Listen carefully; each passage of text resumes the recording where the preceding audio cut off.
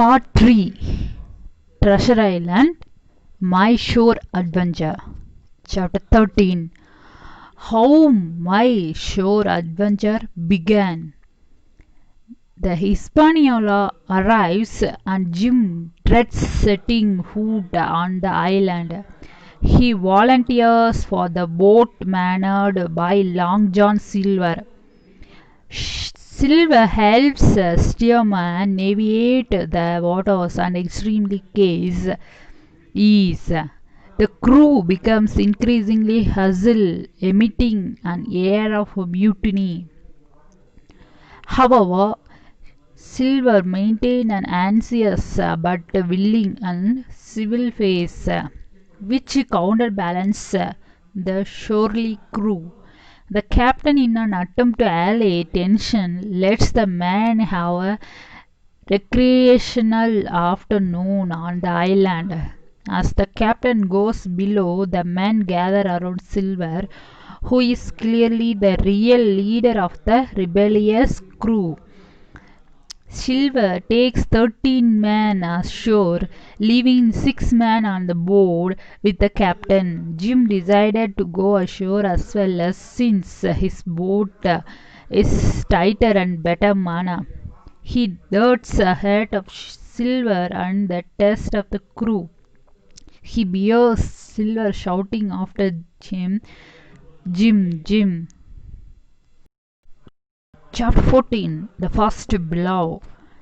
Jim runs into the island jungle and hears a muffled, heightened conversation between Long John and another crew member. Because he can't make out what they are saying, Jim crawls nearer to the two men. John is in fact attempting to bring Tom, the crew hand, over to the side of the mutineer. Tom, however, is more concerned with duty than with riches. A scream sounds, which Tom soon recognizes as Alan's indeed. Alan, another of the bonus crew, has been murdered. Tom declares, You have killed Alan, have you? Kill me too.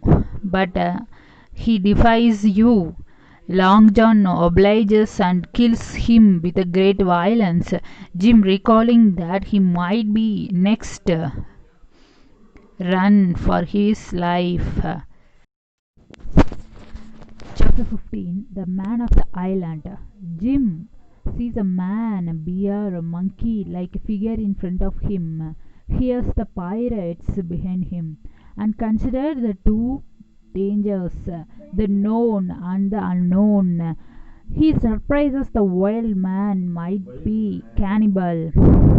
Cannibal means one who eat human flesh, which he ultimately finds less frightening than the murderous Silver. Jim remembers his pistol and commits in the direction of the island man, who suddenly drops to his knees. The man identifies himself as a Ben Gunn, stranded on the island for the last 3 years. He tells Jim he is rich. Jim tells Ben his own tale. Own tale means story. Pistol means gun. They agree that if Ben can help Jim get back to the Hispaniola, Jim will provide Ben with a way off the island. Ben expands how he, along with the Billy Bones and John Silver, was on board Flint's ship when Flint buried the treasure years ago. Ben also tells how he came to be marooned.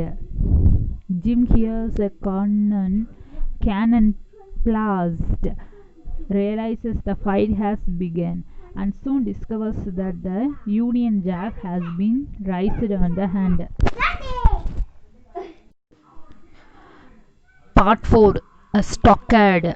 Chapter 16. Narrative continued by the doctor how the ship was abandoned.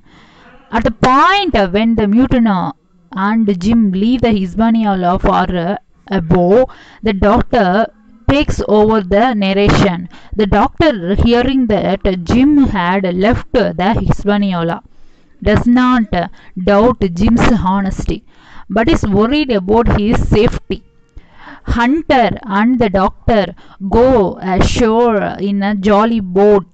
Once ashore, that means seashore, the doctor discovers a stockade built by the pirates in case of an attack.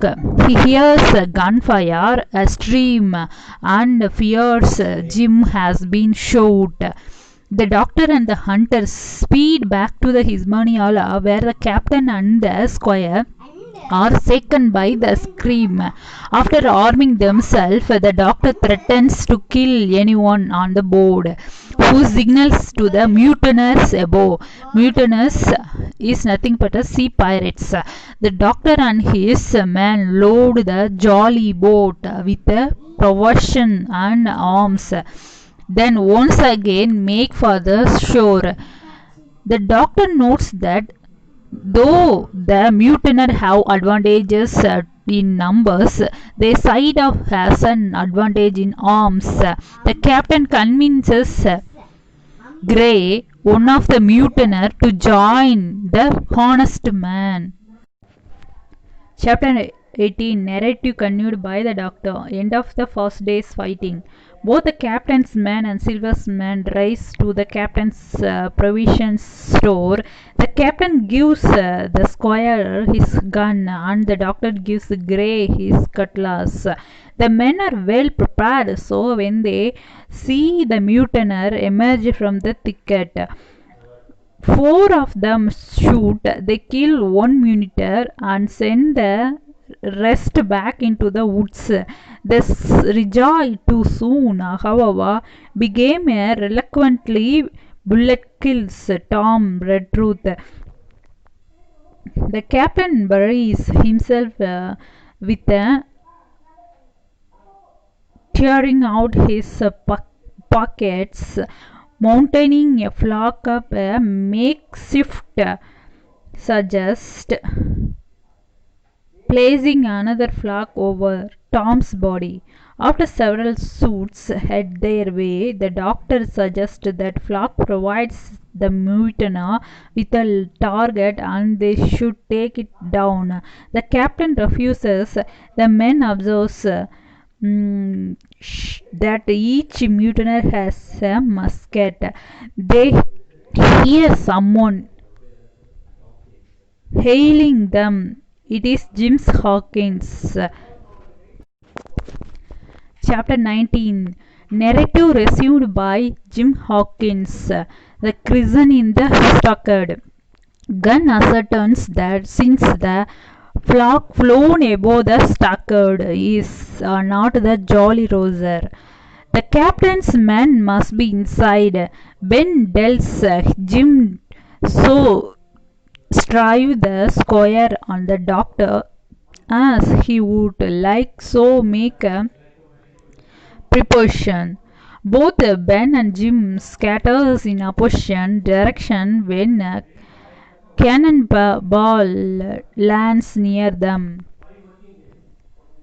Jim makes his way to the shore where he sees the drained Jolly Roger and observes the mutineer demolishing the jolly boat with areas with ask. He notes the wild rock where Ben told him he would find a boat. He later finds his friend in the stockade. The captain gives the man so they cannot go get depressed over recent deaths and injuries. The men discusses their strategy regarding the mutineer whose manpower has been reduced from 19th to 15th. They agree that their best hope is to kill off the mutineers until the They either down of the flag or away with the Hispaniola. Jim is awakened by the sound of shouting. Silver has raised a flag of truce. Part 5 My Sea Adventure. Chapter 22 How My Sea Adventure Began. Out of the 8 men fallen from the battle, only 3 still breathed. The doctor kills one of them, the mutinous for mercy's sake, a hunter whose skull is fractured and whose chest is crushed. Losses unconscious eventually dies, and the captain grievous injuries have left him temporarily incapacitated. The doctor sets off with a map to do some renunciation.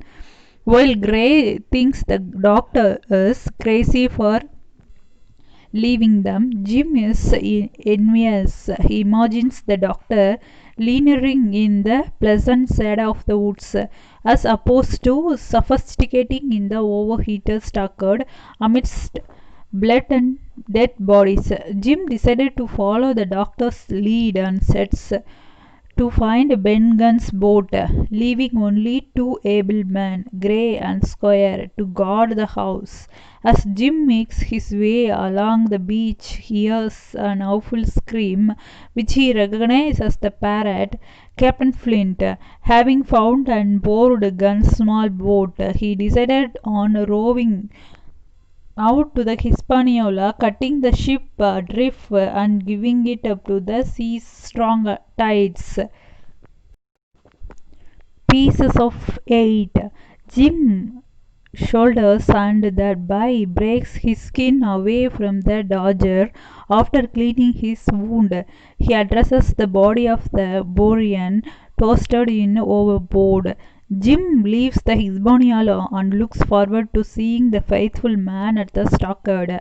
He reasons that though he was wrong to leave them 1 man short, he made good by capturing the Hispaniola.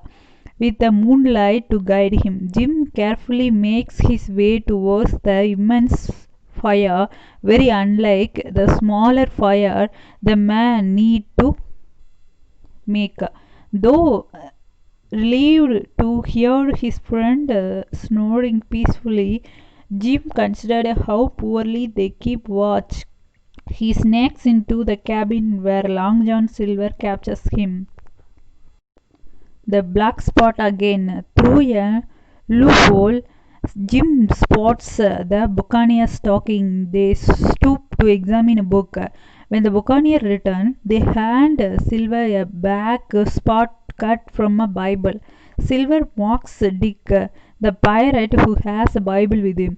A crew formally states their grievousness, but the captain claims that each grievousness is their own fault, not his. To cement his status as their captain, he shows them the treasure map. They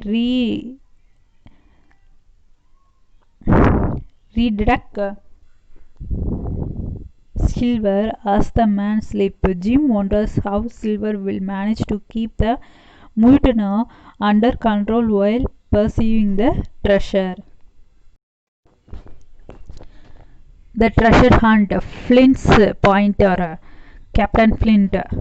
Silver thanks Jim for keeping his word and not running away. The buccaneers have made a huge fire and are cooking enough food for several days. Silver tells them that the captain has the Hispaniola. He says that Jim is their boostage, their bargaining stool. Jim understands that Silver alliances change with the circumstances. The men, using the direction on the back of the map, set out in the 2 boats, both of which are in poor condition. They hear a scream of terror and find the skeleton of the scream in the unnatural position, perfectly straight, with his arm raised overhead. Like a pointing arrow, the buccaneers search for the dead man's knives and other poisonous, but don't find anything. Spooked by Flint long ago cruelly towards his own man, they move forward cautiously. The treasure hunt, the voice among the trees, the men hear 15 men on the dead man's chest are nearly faint from terror. Silver Arrow assures them that the voices is from the living person, not Flint's ghost. However, the men are terrified when they hear Flint's dying words, "Flesh of the rum, Darby." Silver motivates the man to continue searching for the treasure despite their fear. The man recognizes Ben Gunn's voice. Dick gets sticker and prays more feverishly as they go along. As they approach treasure, they begin to hurry. James notices that Silver Demonair has changed. He fears murder of the Flint's six men. Maybe once they find the treasure, they proceeded only so find that the treasure has been and is gone. The men transfer the gold from the cave to the Hispaniola, guarding it against possible attacks. After a few days, the drunk and the roving mutineers return. The doctor considers treating them for the malaria, but Silver advises against it since they are not men of their word. In a council, the men agree to mourn the three mutineers. As the ship sails, they see the mutineers kneeling on the shore and begging. One shot from their muskets hits the mainsail. The ship lands in a Spanish America to get more hands for the voyage home. Jim, the doctor, and the squire go ashore, leaving the captain had fled, taking a sack of coins with them with their fortune. They each spend or save according to their nature. The captain Smollett retrieves Gray, becomes mate and fought of the owner of the ship, and began gun spends all his money in 19 days. Jim still wakes up from the neighbors of the either of the surf or of the Captain Flint pieces of 8. So by the end of the novel, what we came to learn, Treasure Island is nothing but a skeleton island where there is no treasure, but one can gain the treasure of one's life is self-confidence, self-reliance. So these novels, with self-reliance, one can make a treasure in his life. Hope you'll understand.